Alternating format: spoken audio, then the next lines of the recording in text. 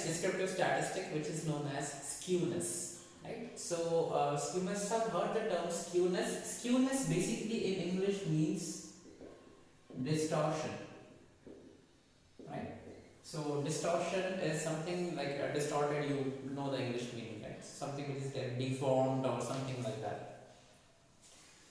So skewness basically is a third order metric, right? Why third order? Because if you see the formula of skewness, it is summation of x minus x bar, right? We calculate the difference with the mean and then do the cubing of it, right? So basically we raise to the power of 3. In variance we had a power of 2, divide by n, and then we use the standard deviation cube, right? S here is the standard deviation.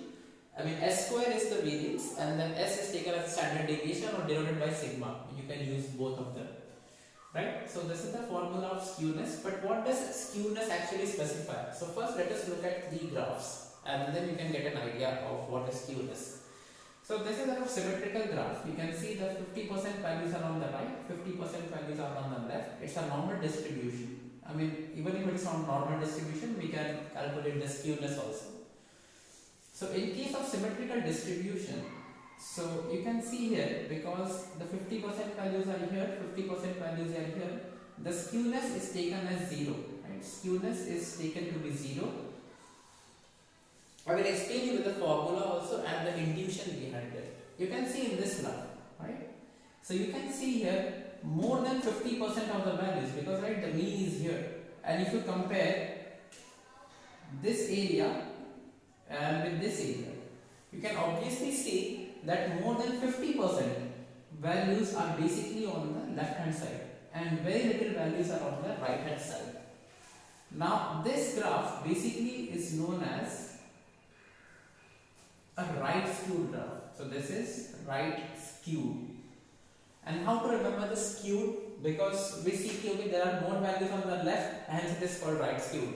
So we see the skewness with respect to the tail, right? So in this case, so you can draw an animal here, nice two eyes with a nice smile, right? This is an animal here, and you can see on the right hand side the tail of the animal goes. So where the tail goes, that is the skewness. So in this case, the tail is on the right hand side, so we call it right skewed. In this case, the tail was actually very uniform on both the sides, so symmetrical. So we say there is no skewness here, right? As I said, skewness is distortion. So you can see when I compare these two graphs, you will see there is more distortion on the right hand side, right?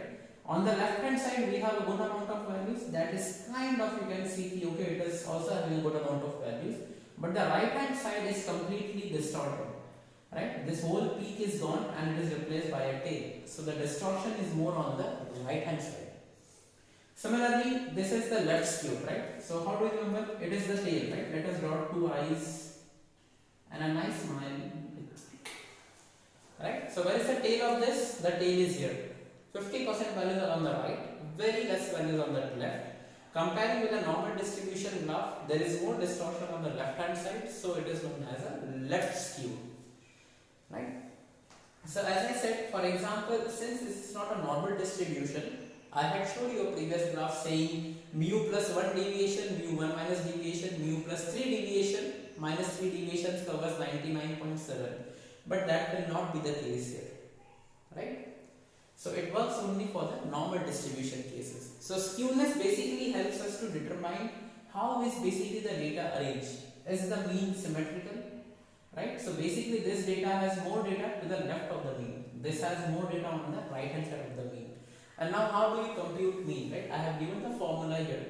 So we have a data set which I have already prepared. So these are the values 1, 3, 5, 5, 7, 7.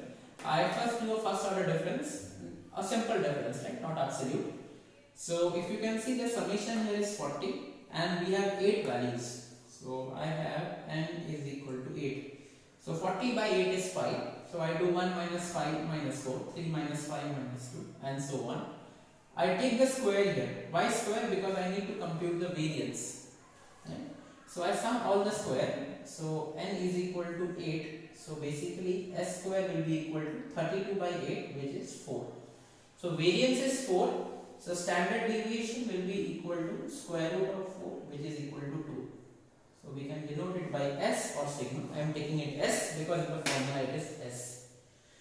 And finally you do a cubic, right? So 4 minus 4 cube is 64 and so on.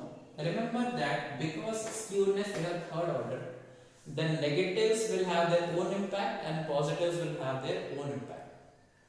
Right? See, variance was a squared term, so you will always have all the positives value only. Right? But in skewness, we have x minus x cube. So the negative of a cube is negative, positive of a cube is positive. So now basically it depends what is the data and how is the data arranged. Okay.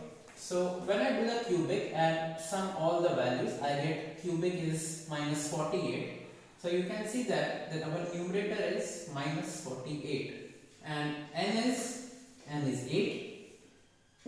So we have s cube. So s square was 4. So s became 2 because square root of 4 is 2 and 2 cube. Right? So this is 8, 6 are 48. Right? Minus 6 upon 8. This is minus 3 by 4. So as you can see, in this case the skewness has come out negative. Right? Since the skewness is negative, it means the curve is left skewed. Right? This one. Right? Left skewed. So you can see there are more values across the mean. So whenever you get a negative value, the graph is left skewed. Whenever you get a positive skewness value, means it is right skewed. So let us do one thing. Visually also we will try to see this particular graph. Okay. So you can see when I plot the frequency distribution.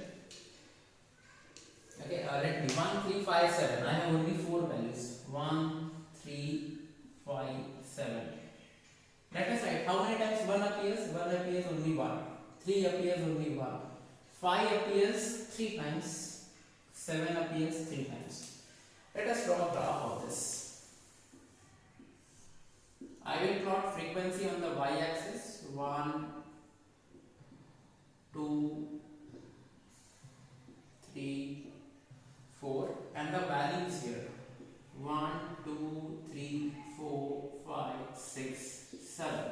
1 is appearing 1 time, 3 is appearing again 1 time and 5, 6, 7. Okay, 5 is appearing 3 times, so roughly 5 goes to this because 5 is appearing 3 times. And 7 is appearing 3 times. Right? Let me join this graph. Okay, and what was our mean? The mean in case was 5. Right? So